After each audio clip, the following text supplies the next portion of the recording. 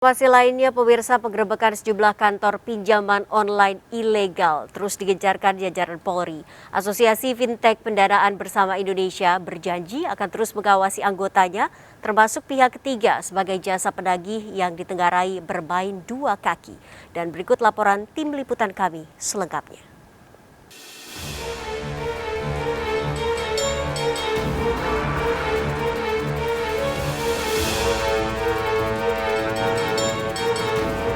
Di kawasan Ruko Green Lake City, Tangerang inilah awal penggerebekan kantor pinjaman online ilegal pasca mendapatkan sorotan dari Presiden dan instruksi dari Kapolri.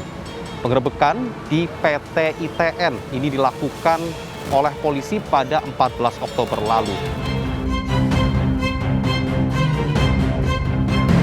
Dari 32 orang yang diamankan, polisi menetapkan 3 orang sebagai tersangka. 1 orang diantaranya merupakan Direktur PT ITN dan 2 orang lainnya berperan sebagai penagih hutang.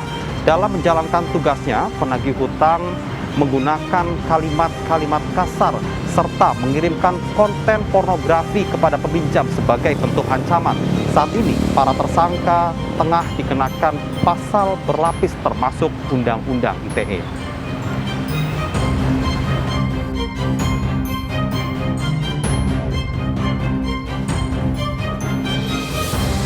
Saat ini kantor pinjaman online ilegal yang baru saja digerebek masih dipasangi garis kepolisian oleh polisi. Di dalam ruko 4 lantai inilah PT ITN bermain dua muka dengan menjalankan 3 aplikasi pinjaman online legal dan 10 pinjaman online ilegal. Hingga saat ini polisi masih memburu tersangka warga negara asing berinisial ZZ yang diduga memiliki peran sentral sebagai pendana sekaligus mentor bagi para operator. Jika kita melihat bahwa aplikasi pinjaman online legal wajib terikat pada ketentuan yang berlaku. Salah satunya adalah dengan menggunakan jasa penagihan pihak ketiga yang memiliki sertifikat. Namun kenyataannya, hingga saat ini selain di Tangerang, polisi juga menemukan praktek yang sama di Sleman, Yogyakarta. Maka dari itu, Asosiasi Fintech Pendanaan Bersama Indonesia atau AFPI mendorong OJK untuk memberantas praktek pinjaman online ilegal di Indonesia.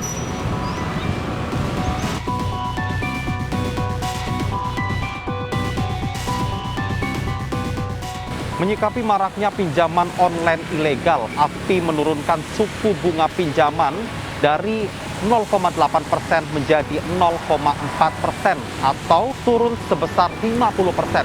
Diharapkan dengan adanya penurunan suku bunga pinjaman ini, masyarakat dapat dengan mudah membedakan mana pinjaman online ilegal dan mana pinjaman online legal.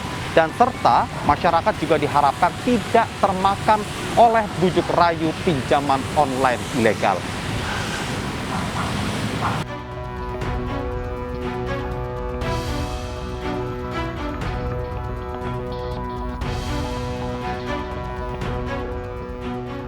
Pinjaman online yang legal ini kan wajib mematuhi aturan yang berlaku. Ya. Tunduk pada peraturan. Akan tetapi dalam kasus kemarin baru saja dari Mabes Polri sendiri menemukan ada 2 kasus di Jakarta, di Tangerang maksud kami, dan di Yogyakarta. Mereka perusahaan memiliki 2 kaki, artinya mereka membuka pinjaman online legal dan membuka pinjaman online ilegal. Nah, sanksi untuk mereka dari AFPI ataupun dari pihak manapun ini seperti apa, Pak? Nah, si penyelenggara jasa penagihan ini jadi anggota kita, udah kita sertifikasi. Dan semuanya kita ingatkan, kalau penyelenggara jasa penagihan, kita ingatkan tidak boleh melayani pinjaman yang ilegal. Kalau misalnya ada pengguna perlu paham. Misalnya dia mau minjem, bunganya berapa, tenornya berapa, dendanya berapa. Kalau dia nggak bisa bayar, akibatnya apa? Data-data yang diambil apa aja. Nah, itu harus clear, transparansi, itu yang pertama. Yang kedua, terkait mengenai anti predatory lending, ya. Jadi larangan pinjaman berlebih. Kalau yang legal, dia punya kewajiban untuk melakukan verifikasi penerima pinjamannya mampu atau enggak asal gitu, Mas.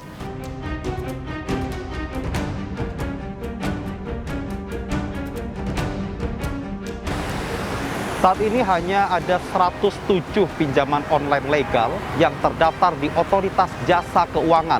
Masyarakat yang menjadi korban penagihan jasa pinjaman online ilegal tak perlu takut untuk melapor dengan menyertakan bukti. Mabes Polri sendiri telah membuka layanan aduan yang dibuka selama 24 jam di nomor WhatsApp 0812 1001 9202 atau melalui DM Instagram ke @satgaspinjolilegal. Kemudian Otoritas Jasa Keuangan juga membuka nomor aduan di nomor 157 atau WhatsApp 0811 5715 7157. Namun perlu Anda ingat bahwa pinjaman merupakan hutang dan bukan tambahan uang. Dari Jakarta, Vito Erlangga, Ade Suryananda, Alfian Prayudi, Nanda Sinaga, iNews melaporkan.